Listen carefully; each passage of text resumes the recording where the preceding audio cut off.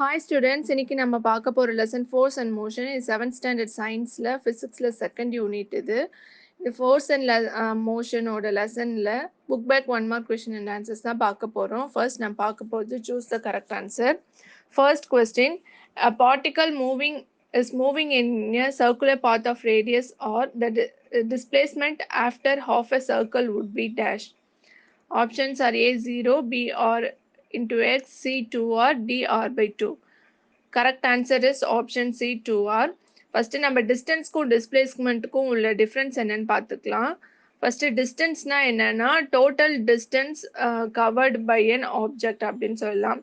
இப்போ வந்துட்டு நம்ம வீட்டில இருந்து ஒரு ஷாப்க்கு போகிறோம். அந்த ஷாப்க்கு போகிறதுக்கு வந்து 10 கிலோமீட்டர்ஸ் டிஸ்டன்ஸ் இருக்குன்னு வச்சுக்கோங்க.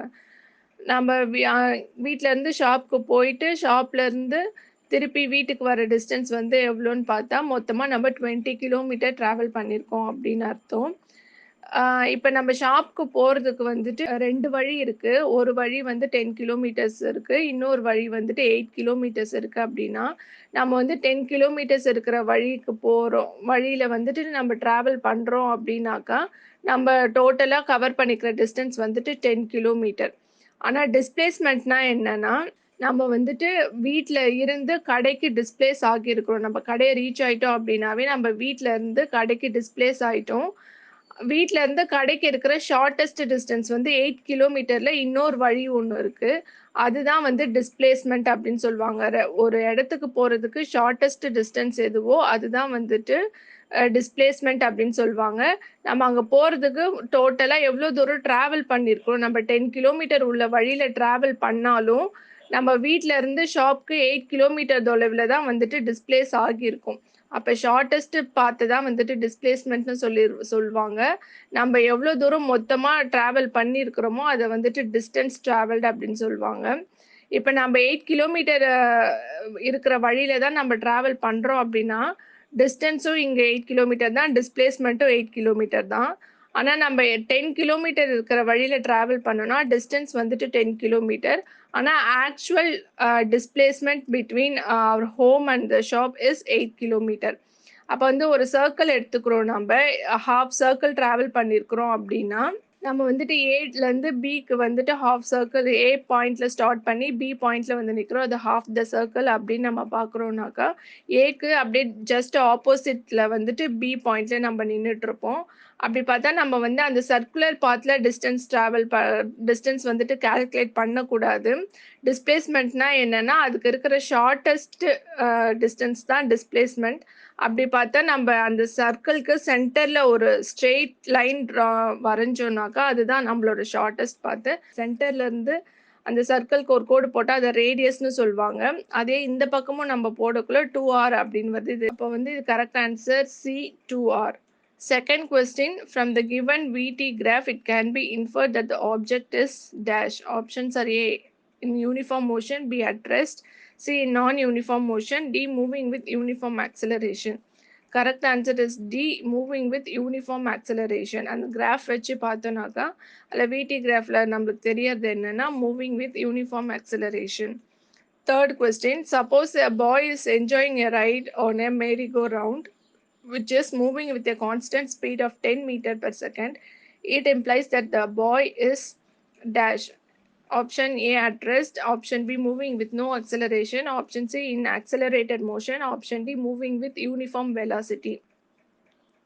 இப்போ மேரிகோ ரவுண்டுன்றது வந்துட்டு நம்ம இப்படி ராட்டின மாதிரி இப்படி சுற்றுறது தான் வந்துட்டு மேரிகோ ரவுண்டு அப்படின்னு சொல்லுவாங்க. அது வந்து சர்க்குலர் பாத்தில் நமக்கு சுற்றுறதுனால வந்துட்டு அது வந்து டைரக்ஷன் சேஞ்ச் ஆகிக்கிட்டே இருக்கும். அது வந்து ஸ்ட்ரெயிட் ரோடில் போல் அது சர்க்குலர் பாத்தில் இருக்கிறதுனால அதோட டைரக்ஷன் வந்து நமக்கு சேஞ்ச் ஆகிக்கிட்டே இருக்கும். டைரக்ஷன் சேஞ்ச் ஆகிட்டு இருக்கும்போது ஒரு பொருள் ட்ராவலில் இருக்கும்போது அது டைரக்ஷன் சேஞ்ச் ஆகிக்கிட்டே இருக்குதுன்னா அதை வந்து நம்ம அக்சலரேஷன் அப்படின்னு சொல்லுவோம். அக்சலரேஷன்னா வந்துட்டு rate of change in velocity தான் ஆக்சலரேஷன். வெலாசிட்டின்றது வந்துட்டு என்னன்னாக்கா rate of change in displacement. நம்ம அதுக்கெலாம் போவேன்னா இப்போ இதில் வந்துட்டு கான்ஸ்டன்ட் ஸ்பீடில் டைரக்ஷன் சேஞ்ச் ஆகுதுன்னா அது வந்துட்டு அது வந்து rate of change in velocity. அப்போ வந்து அந்த பாடி அக்சலரேஷனில் இருக்குதுன்னு சொல்லலாம். So correct answer is option C in accelerated motion. இதே கொஸ்டின்லேயே வந்துட்டு அந்த பாய் வந்துட்டு மெரி கோ ரவுண்ட்ல போகாம ஒரு ஸ்ட்ரெயிட் ரோட்ல டிராவல் பண்றான் அப்படின்னு நம்ம சொல்றோம். கான்ஸ்டன்ட் ஸ்பீட்ல டைரக்ஷன் சேஞ்ச் ஆகாம ஒரு ஸ்ட்ரெயிட் ரோட்ல டிராவல் பண்றான் அப்படின்னு சொல்றானாக்கா இதை வந்துட்டு நம்ம மூவிங் வித் யூனிஃபார்ம் வெலாசிட்டி அப்படின்னு சொல்லலாம். ஆனா இது வந்து மேரி கோ ரவுண்டுன்றதுனால டைரக்ஷன் சேஞ்ச் ஆகிக்கிட்டே இருக்கும்.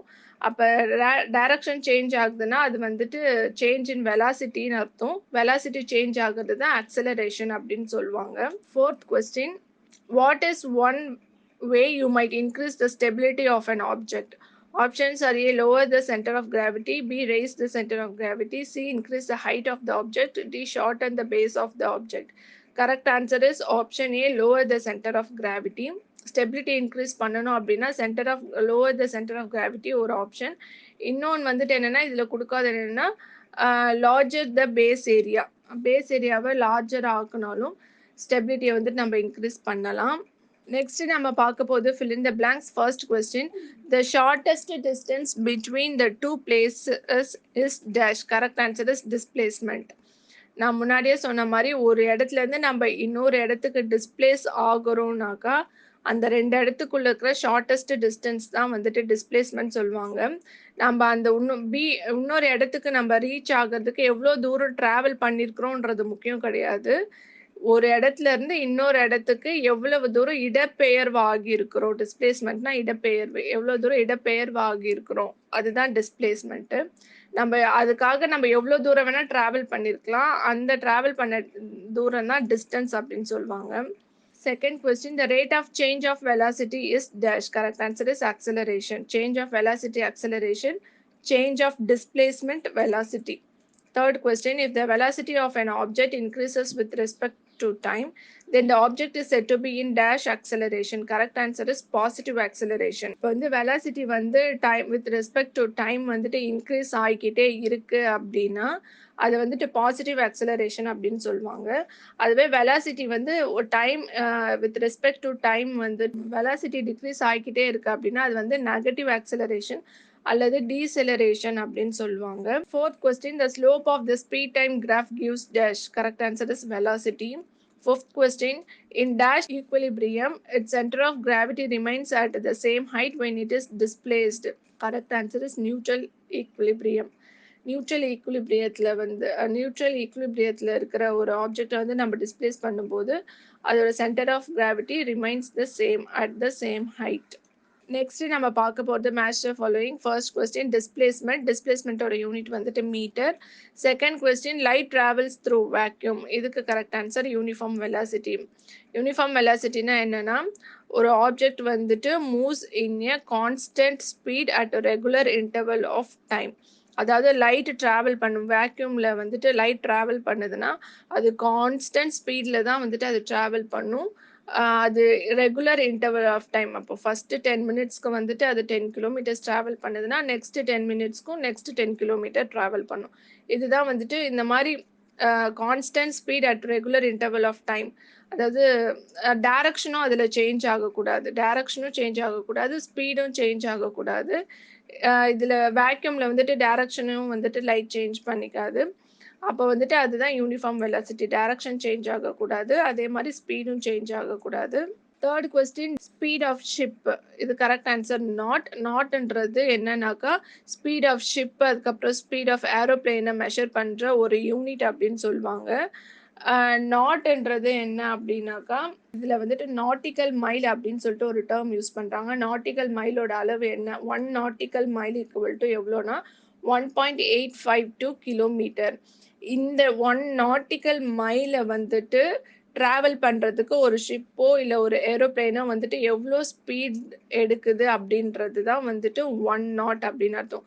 1 not it is a speed taken to travel a distance of 1 nautical mile. Fourth question, center of gravity of the geometrical shaped object. Correct answer, large base area. இப்போ வந்து regular shaped ஆப்ஜெக்ட்ஸ்லாம் இருக்குல்ல, கரெக்டாக square shape, rectangle shape, round ஷேப்பில் இருக்கிறதுக்கெலாம் வந்துட்டு centre of கிராவிட்டியை வந்துட்டு increase பண்ணணும்னா நம்ம வந்துட்டு லார்ஜ் பேஸ் ஏரியா, அதுக்கெலாம் வந்துட்டு லார்ஜ் பேஸ் ஏரியா இருந்துச்சுன்னா நம்ம சென்டர் ஆஃப் கிராவிட்டி வந்துட்டு இன்க்ரீஸ் பண்ணலாம். அதுக்கெலாம் லார்ஜ் பேஸ் ஏரியா இருக்கும் ஜியாமெட்ரிக்கல் ஷேப்டு ஆப்ஜெக்ட்லாம். Fifth question stability. இதுக்கு correct answer geometric center. Next நம்ம பார்க்க போகிறது அனலாகி. ஃபர்ஸ்ட் கொஸ்டின் வெலாசிட்டியோட யூனிட் என்னன்னா மீட்டர் பெர் செகண்ட், அக்சலரேஷனோட unit metre per second square. Second question length of scale வந்துட்டு நம்ம மீட்டர் யூஸ் பண்ணி மெஷர் பண்ணலாம். ஸ்பீட் ஆஃப் ஏரோப்ளைனை வந்துட்டு மெஷர் பண்ணுறதுக்கான யூனிட் என்னன்னு கேட்டால் நாட். நான் முன்னாடியே சொல்லியிருக்கேன் ஸ்பீட் ஆஃப் ஏரோப்ளேன் அண்ட் ஷிப்புக்கு வந்துட்டு யூனிட் என்னன்னா knot. Third question displacement by time is equal to velocity, speed by time is equal to distance. இந்த வீடியோ உங்களுக்கு பிடிச்சிருந்தா லைக் பண்ணுங்க, ஷேர் பண்ணுங்க, கமெண்ட் பண்ணுங்க, மறக்காம சப்ஸ்கிரைப் பண்ணுங்க.